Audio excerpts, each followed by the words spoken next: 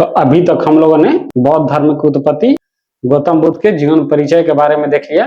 तब हम लोग इसके फिलोसॉफिकल पार्ट पर चलते हैं, दार्शनिक बातों पर चलते हैं। इसमें देखें तो इनके द्वारा बौद्ध धर्म में दिए गए दर्शन कौन कौन से हैं। भगवान बुद्ध के अकॉर्डिंग देखा जाए तो ये संसार एक क्षणभंगुर है, अनिका है, अनित्य है। इसके अलावा देखें तो दूसरा पॉइंट आता है इस दर्शन के अकॉर्डिंग, ये निष्प्राण है, यानी जिसमें प्राण नहीं है। जितने भी हमारे संसार ब्रह्मांड में चीजें मौजूद हैं उसमें प्राण निहित नहीं है, निष्प्राण है। ये यहाँ पर हम देखेंगे कि ये जैन धर्म के विपरीत बात कर रहे हैं, जहां पर जैन धर्म में हर एक कणु में, हर एक परमाणु में जीव देखा जा रहा है, उसमें प्राण देखा जा रहा है। यहाँ पर इसका ठीक उल्टा है। तो गौतम बुद्ध के अकॉर्डिंग ये निष्प्राण है संसार, ये अनंता है जहां पर कुछ भी अस्थाई नहीं है। इसके अलावा देखें तो दुख मानव के अस्तित्व में अंतर्निहित है, यानी जब आपने मानव के रूप में जन्म ले लिया, इसका मतलब आपके जन्म से लेकर मृत्यु तक आप दुखों से घिरे होते हैं। इसके अलावा देखें इस दुखों को दूर करने के लिए कैसे हम लोग कार्य कर सकते हैं, अपने जीवन को निर्वाह कर सकते हैं, तो उसमें उनके द्वारा बताया गया है कि हमको इसके लिए कोई कठोर तपस्या की जरूरत नहीं है या कुछ ज्यादा ही आत्मभोग करने की जरूरत नहीं है। भोग विलासिता में अपने जीवन को नष्ट नहीं करना है। इन दोनों के बीच में हमको संयम वाला मार्ग अपनाना है। संयम मार्ग जिसे वो मध्यम मार्ग बोलते हैं। ये गौतम बुद्ध के द्वारा दिए गए दर्शनों में से एक है, जिसमें कठोर तपस्या और अति उपभोगवाद के बीच के पाथ को निकालने का प्रयास करते हैं। जब भी हम लोग किसी सिचुएशन में फंस जाते हैं कि हम अपने जीवन के एक एक्सट्रीम पॉइंट पर होते हैं, तो उससे आगे निकलने के लिए कौन सा ऐसा तर्क लाया जाए या कौन सी ऐसी बातें हैं जिसके थ्रू हम लोग निकल सकते हैं आगे। तो ये हमारा संयम वाला मार्ग, और ये जिसको गौतम बुद्ध के द्वारा मध्यम मार्ग बोला गया है।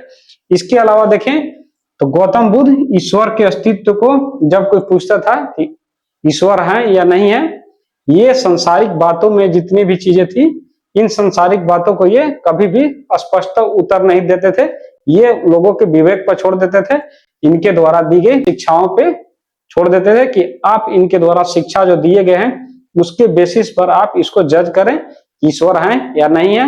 या ऐसे बहुत सारे मामले हैं जो सांसारिक जीवन में हमारे लिए इंपॉर्टेंट है, उसका उत्तर नहीं देते हुए दिखते हैं।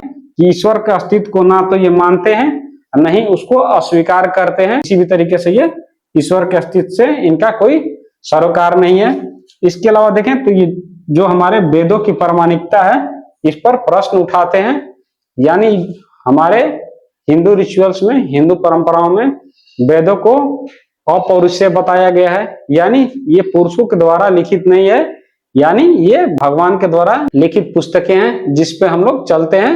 तो उसको ये क्या बोलते हैं, इसकी प्रामाणिकता जो है इस पर प्रश्न उठाते हैं कि ये भगवान की दी हुई पुस्तकें हैं जिसपे हम लोग को अपना जीवन यापन करना है। ये वर्ण व्यवस्था की पूर्णतः निंदा करते हैं और समान सामाजिक व्यवस्था की समरसता की विकसित करने की वकालत करते हैं। ये बौद्ध धर्म के दर्शन हैं। तो ये आत्मा को भी नहीं मानते हैं।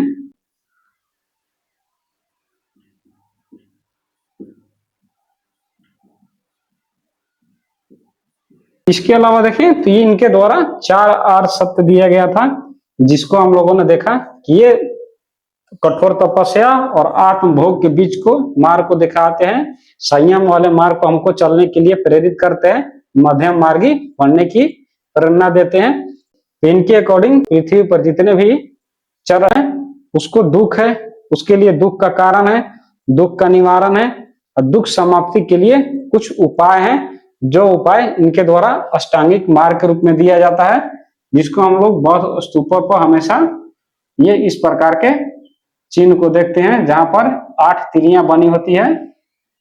ये अष्टांगिक मार्ग को निरूपित करता है। इस अष्टांगिक मार्ग को देखें तो कौन कौन से इस अष्टांगिक मार्ग के मूल तत्व हैं जो इन तिलियों के द्वारा समझाया जाता है। यानी जीवन का चक्र जो है इन्हीं अष्टांगिक मार्ग से होते हुए अगर चलते हैं हम लोग तो सफलता पा सकते हैं।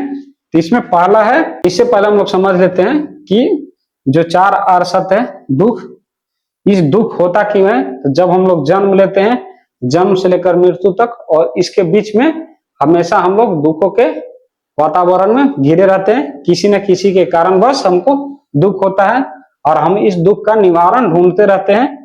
ठीक है, इस दुख का निवारण का उपाय जो बताया गया है इनके द्वारा, अष्टांगिक मार्ग बताया गया है। यदि कोई व्यक्ति भगवान बुद्ध के द्वारा दिए गए अष्टांगिक मार्ग पर चलता है तो इन सब चीजों से निजात पा सकता है, दुख से उसको पूर्णतः मुक्ति मिल सकती है।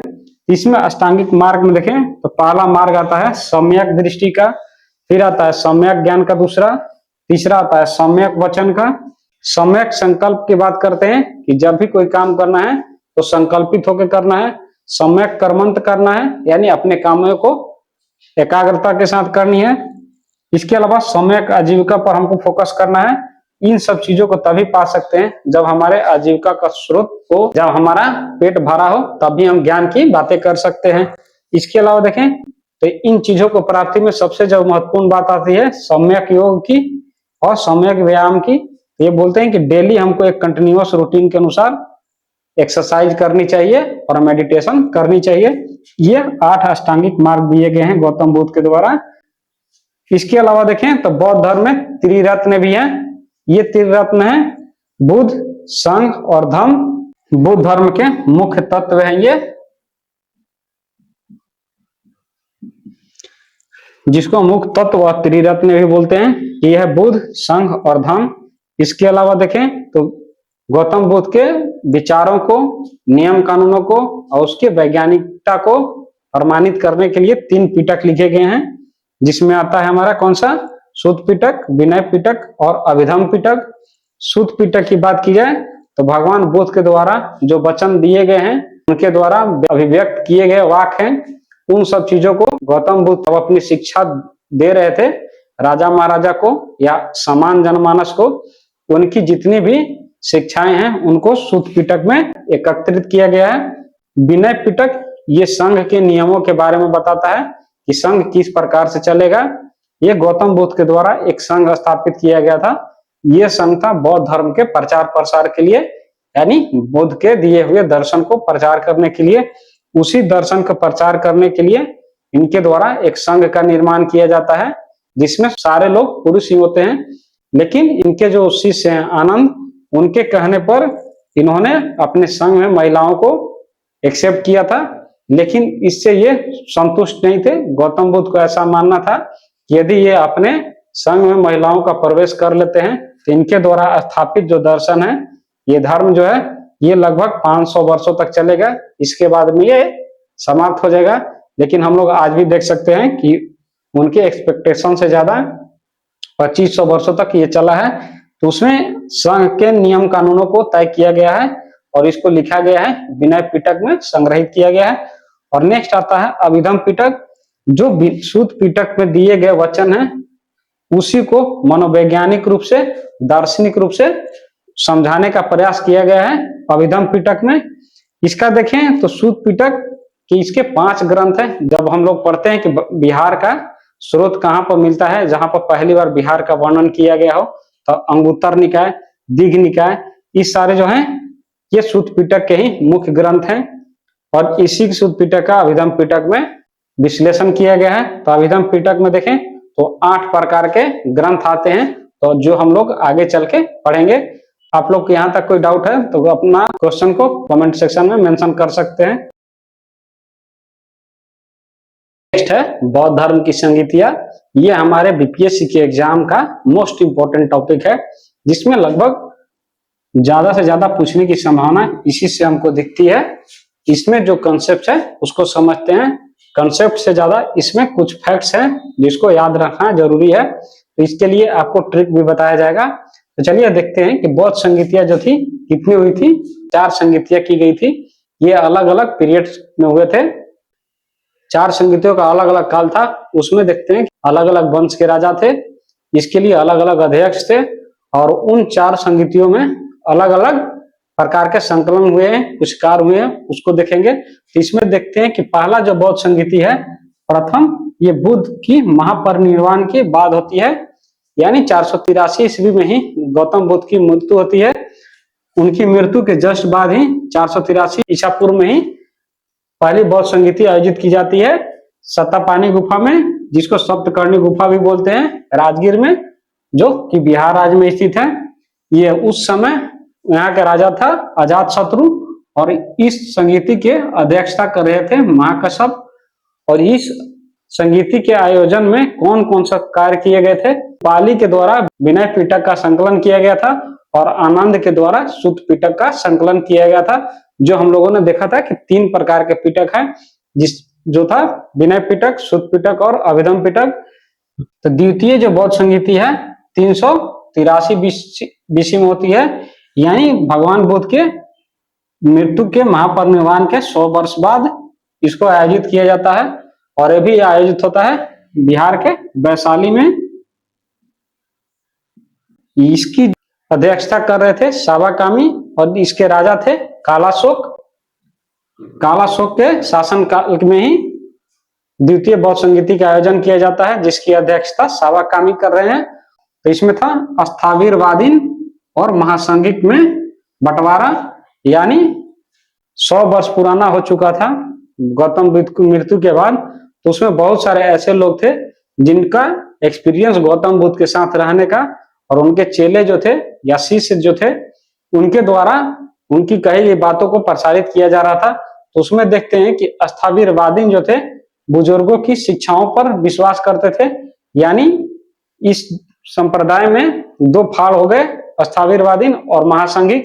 तो स्थाविरवादीन के जो लोग थे, जो इसमें विश्वास करने वाले थे, जो हम उनके बुजुर्ग के द्वारा शिक्षाओं का प्रसार किया जा रहा था, उसको मानने वाले थे। इसके अलावा महासंघिक जो थे, ये महान समुदाय का सदस्य थे, ये खुद को सीधा गौतम बुद्ध से जोड़ के देखते थे। तो इस तरह से देखें तो बौद्ध संप्रदाय में 2 फाड़ हो जाता है, स्थाविरवादीन और महासंघिक के रूप में। इसके अलावा देखें तो तृतीय बौद्ध संगीति जो है 250 बीसी में होती है, पाटलिपुत्र में, ये भी बिहार में होती है। और उस समय पाटलिपुत्र के राजा थे अशोक, जो मौर्य साम्राज्य के बहुत प्रतापी राजा थे, और ये गौतम बुद्ध के परम अनुयायी थे।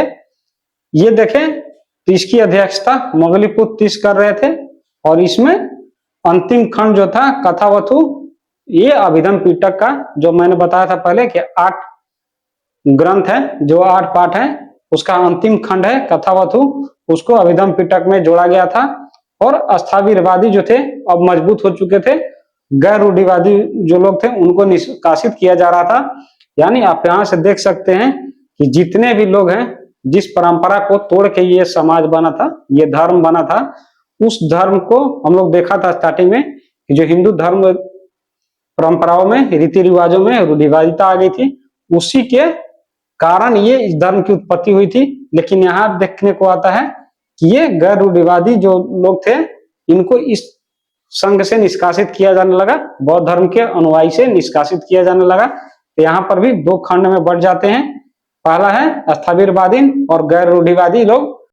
नेक्स्ट है चतुर्थ बौद्ध संगीति, ये प्रथम शताब्दी ईस्वी में होती है, कश्मीर के कुंडलवन में, जिसको श्रीनगर भी बोलते हैं, श्रीनगर में।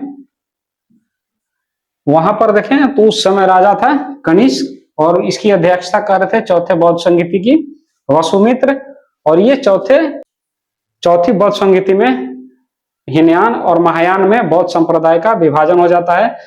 फिर पिटकों पर इस पर टीकाएं लिखी जाती है इसमें, और सर्वास्तिवादी जो सिद्धांत है उसका महाविभास के संकलन किए जाते हैं।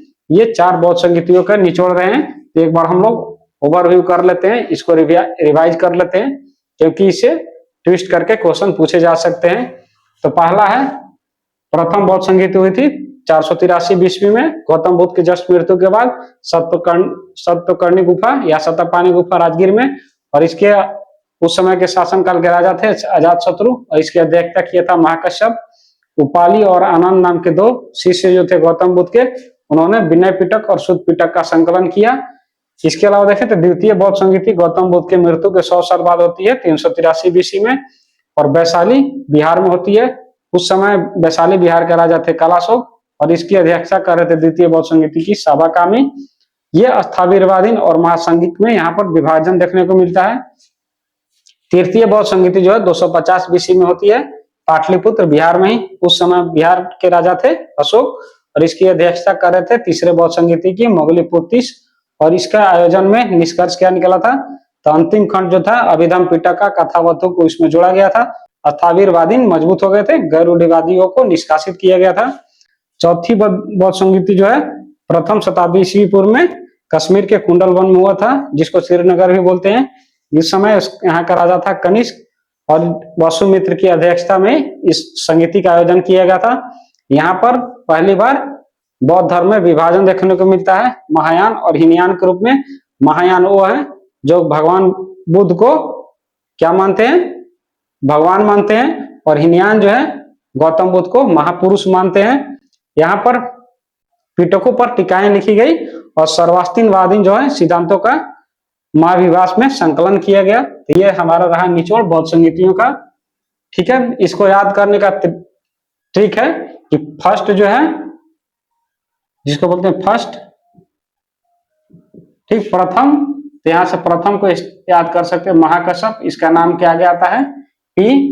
द्वितीय जो है हम लोग इसको इंग्लिश में सेकंड बोलते हैं, सेकंड, ठीक, तो यहां से याद कर सकते हैं स से सावाकामी सेकंड, स अका सेकंड।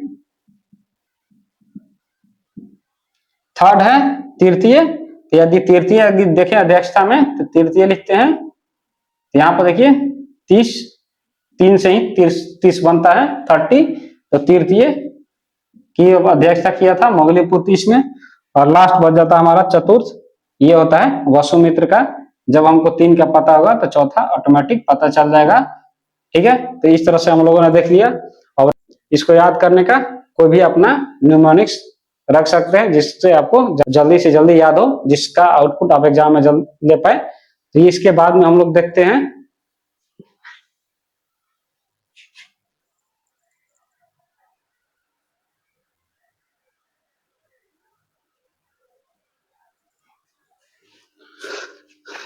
इसमें देखें तो बुद्ध के द्वारा जो शिक्षाएं दी गई थी, इसमें इतने जो विभक्ति आ रही है, विभाजन आ रहे हैं, इसका एक कारण यह भी हो सकता है कि गौतम बुद्ध जो थे इनके द्वारा गुरु शिष्य परंपरा को खत्म किया गया था। ठीक है, इनके कहे गए वचनों को ही ग्रंथ में सम्मिलित किया गया और गुरु के तौर पर स्थापित किया गया, जैसा कि हम लोग सिखिज्म में देखते हैं, सिख धर्म में देखते हैं। तो यहीं से यहाँ जो अपना इंटरप्रिटेशन है, जो समझने की क्षमता होती है लोगों को, उस अनुसार समझने लगते हैं। तो पहली जब विनय पिटक शुद्ध पिटक बनती है, इसीलिए लास्ट में आता है अभिधम पिटक, क्योंकि उसको एक्सप्लेन करने के लिए उसकी मनोवैज्ञानिकता और दार्शनिकता को प्रूफ करने के लिए विनय शुद्ध पिटक की ये जरूरी हो जाता है। इसलिए अभिधम पिटक का संकलन किया जाता है। गुरुओं की परंपरा जो है यहाँ पर बंद कर दी गई थी गौतम बुद्ध के द्वारा, और इनके द्वारा ये एक चीज बोला गया था कि आपको अपने जीवन में उद्धार के लिए किसी भी गुरु की आवश्यकता नहीं है। आत्म दीपो भव, यानी अपनी दीपक आप खुद बने, अपनी रोशनी आप खुद जगमगाएं। तो इस तरह से हम लोगों ने बौद्ध संगीतियों के बारे में देख लिया।